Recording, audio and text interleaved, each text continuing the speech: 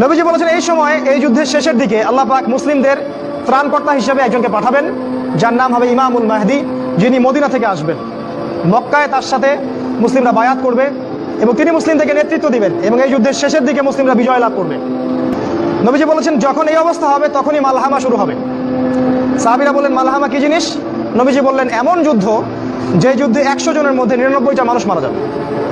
100 জনের মধ্যে 99টা সৈন্য মারা যাবে এবং এই যুদ্ধটা হবে ইউফ্রেটিস বা ইরাকের ফোরাত নদীর সোনার পাহাড়কে কেন্দ্র করে, এটা সামনে হতে যাচ্ছে।